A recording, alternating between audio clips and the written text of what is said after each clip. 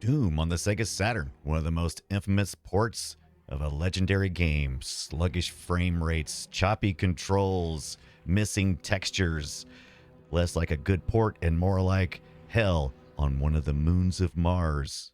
But fear not, Doomslayer.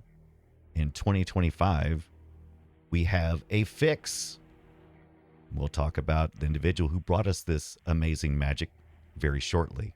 But first, what we're going to do is we're going to see if we can get this running on our Sega Saturn, as well as our MiSTer FPGA, which also recently updated their Saturn core to be more in line with the patch. So let's get into what's better. You know what? First, let's get into what's wrong, and then we'll get into what's better. What we're looking at here is the North American release of Doom from 1997, and it is one of the ones that suffers greatly from performance issues. As you can tell, we have Doom 1 and Doom 2, Ultimate Doom, which included the extra pack beyond the first 3 episodes. Wow, I can't even... All right. Yeah, typically you would expect to see something like 30 frames per second on Sega Saturn. I would say I'm closer to 12, half that, about half of what you should expect, if even that much.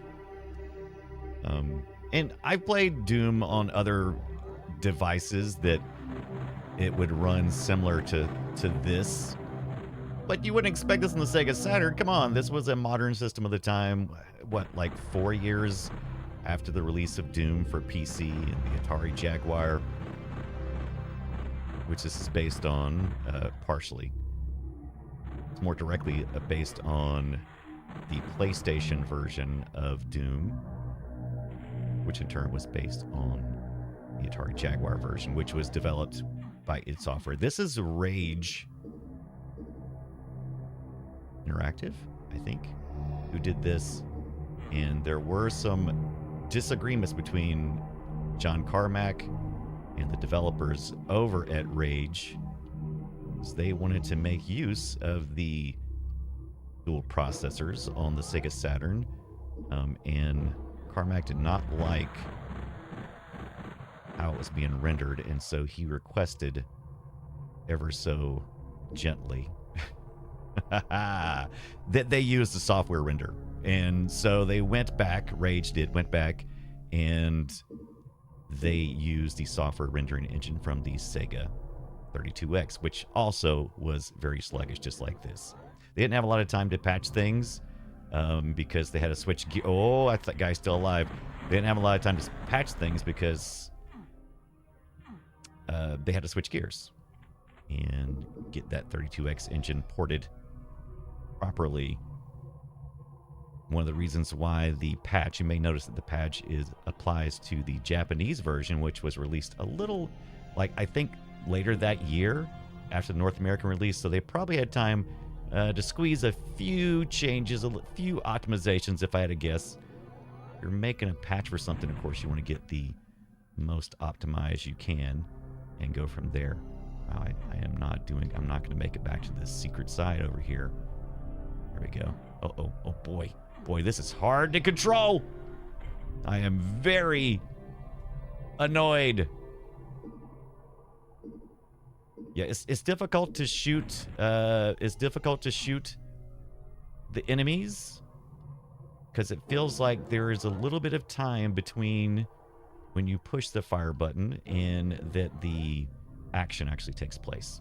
So definitely criticism well deserved for the Sega Saturn version of Doom. So let's look at the Japanese version and then hop into the fix.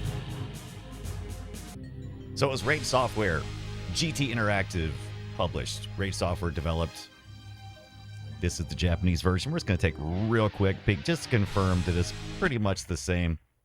Now the screen seems a little... Oh, okay. Did we have those options, the deathmatch and cooperative? I thought we did. Here's Doom 1 and Doom 2. Looks like, Yeah, they made some changes, obviously. But let's see if the performance is any better. Oh my gosh, yes, it's exactly the same. I mean, if it's any faster, it ain't by much. Oh, forgot about the map. Yeah, there we go. Yeah, more of the same. So we're not going to see anything here much. Yeah, so let's just go fix this thing. Let's go patch it up. Let's go patch it up. So let's head on over to Doomworld.com, and under a thread called Dissecting Sega Saturn Doom, which started in 2016, which I think the patch came a lot later.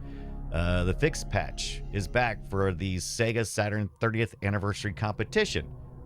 So last year there was the competition for the 30th anniversary, and I think Fafling took second place in the category for patches, mods, fixes, and so forth. And for good reason, as we're going to see here just in a minute.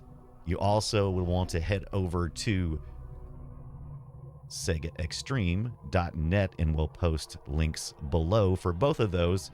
And grab the Doom Fix Patch 2025-05-11 is the one we're using today. It was version 021. There you go. So pick that up real quick.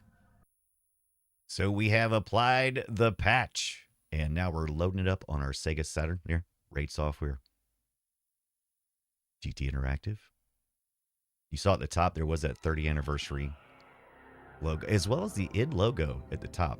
Now I believe there's supposed to be some transparency effects that are applied, and it does look like a little bit smoother. Maybe I'm just primed to believe it's going to be better. Let's look at the game though. That's why we're here. It's like a Japanese startup screen. Oh yeah. Oh my gosh, my gun is firing so much faster. I mean, I'm still no good at it, but you know, it is so much faster. I got turned around there. It's actually too fast. I've gotten so used to playing half frames, I don't know what to do with full frames. Oh, this is great. I'm hoping this is just not for, episode 1, performance. I don't know exactly how Fafling did all of this magic, but I'm pretty excited. Wow, I'm actually playing Doom on the Sega Saturn, and it is playable. Impressive out of the box, but how deep does it go? I guess we're going to find out. All right, wow. Yeah, I have no complaints, zero complaints. I am curious about some transparency things, though. So yeah, it's still there. So there's a that's wall right there that's kind of hidden that you access back through the elevator through there. Oh, where'd you come from? Oh, you come out of the room. I don't usually go this route. Is not transparent. Doesn't exist in the original Atari Jaguar. It's just not there, probably because of transparencies. Oh, I gotta get faster. Yeah. That all looks good. This looks really good. I'm impressed. If this maintains throughout the game, I'm curious how it's going to handle in some of the more active areas. So let's try to get to a more active area and see how it handles that. Hanger, no problem. If you're looking to play Hanger again, I got good news for you. It's tasty. So I hopped over onto ClassicDoom.com and got the Doom passcodes. And here we are in Club Doom, which has a lot of action in it. This is probably an unfair test, but, we got to keep improving. Watch those steps popping up like that. Yeah, a lot of flashing going on. No way would I survive this. It's at least seems to be functioning. Oh, I've only got 50 bullets, though. That's the only bad thing about it. I'm only kind of halfway cheating. This is very unfair. This is unfair to this patch. But it's fun. We're going to try Computer Station. We know that one's pretty outrageous. right from the beginning here. Level-wise inside the room, no problem. Let's see what happens when we get out here, though. Oh, let's get some shield. See how long I can survive. I did pick Nightmare, so just to get as much on screen as possible. It's running all right. I mean, it's doing all right. I can't complain. Let's try it again. One more time. One more time. Let's just... Maybe I shouldn't stand right next to that. Yeah, totally playable. Okay, not too bad. But that was more of a corridor test. A lot of enemies on screen, but still inside a corridor. Let's go outside somewhere. Let's get out of the computer station. How about the courtyard? That's a nice open area with, I'm assuming, a lot of enemies. Let's see if we can just... Oh, there we go. Going to punch this guy out. Let's see if we can get over to the edge. Yeah, you know, a little slowdown. Lots of enemies, but playable, especially if you've been playing along the way and had some real weapons. Okay. Good enough. It's just a quick sampling. I'm pretty impressed. It seems that most things function. If I did a complete run through, I might have found some frustrating areas that weren't quite improved yet. But what do you expect from a 0.2.1 patch? Let's take a look at a few things that Fafling mentioned on their post over on Doomworld forum based on the fix patch. Reinserts the unused high-res ID. We saw the logo. Speeds up the start of the game. Control setup during startup. Pressing start on high. Okay, so you can skip through some stuff. Pressing the D-pad. Oh, we'll go on the title screen during a demo or during, okay, some little quality of life improvements. Add a semi-transparent effect on the animated fire of the title screen. We did notice that. Removes the black dots at the bottom of the anime. Okay, so he's really, well, he's outlining everything. Maybe we need a higher level version of this. Let's see if we can find something a little more. Okay, I did a search for like the CPU stuff, right? The SH2 CPUs is there. So instead of, it looks like it is saying, so it's making better use. There's 2 CPUs in the, you would have to manage most of that in your coding to make sure you weren't overloading one of the other. Also, there's some reduced cache flushing. So I guess there must have been too much of that original game flush CPU cache too often. So that would slow things down. Looks like there's some SCU DMA stuff for the transfers. And yeah, just overall, I'm really just looking if there's game consistency, frame rate independent systems. Man, Fafling, just smarter rendering, better CPU load balancing, fewer memory problems, and just, you know, frame drop stupid stuff. Good job, Fafling. You know what? We don't need to know all that. You know what? We just appreciate the patch. Good enough. If you guys are experts down there, boy, this is a deep dive. I didn't realize how you know how much he was gonna. Wow. Okay. So down in the comments, let me know. Maybe you have a higher level view of this and can help me dissect some of it. I do know this. The fix works. It makes it enjoyable again. Now let's hop over to the MiSTer FPGA and make sure that that's kind of the same experience. Okay, I'm over on my MiSTer FPGA. I am looking at the Saturn Unstable from 519, which I picked up off the MiSTer Discord server, and they also recommend use the MiSTer Unstable. So that's what I did, and this is the Sega Saturn core over there. Capture card's got to catch up here in a second. Rendering at, oh, I missed it. I missed what it said for rendering. But you may recognize this little screen if you ever had your Sega Saturn there. Yeah, patch. There we go. Let's fire that thing up. Let's get some music in here too. Let's turn that off. Japanese BIOS it looks like, which is fine. That's how I set mine up. 1920 by 14.4 because I was doing 4:3 on this one. Okay, that makes sense. It does show the patch, and there's that logo again. There's the id. They said something about being able to use the Fafling said something about being able to use the left to right on that to navigate through. Maybe that was the demo for later on.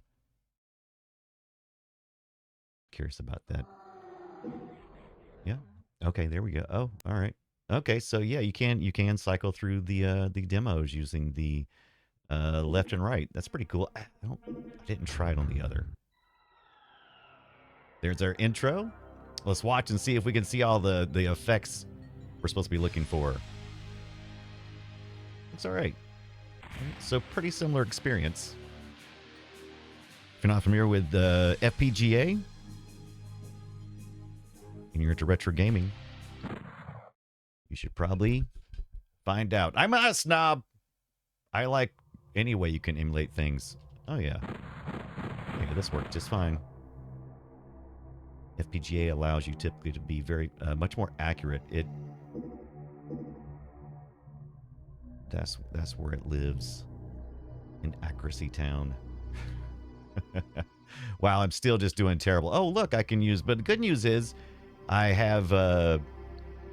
do have the ability to use original controllers on my MiSTer, but I'm just using my go-to Xbox controller, and it does let me use the analog stick. Oh, that is actually very helpful.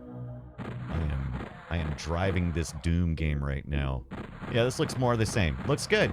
We're not going to deep dive as much as the others, but it's the same process. You got to get your Japanese ISO of Doom for Sega Saturn and run that fix patch, and looks like it works just fine with the latest version on the MiSTer FPGA. So yeah.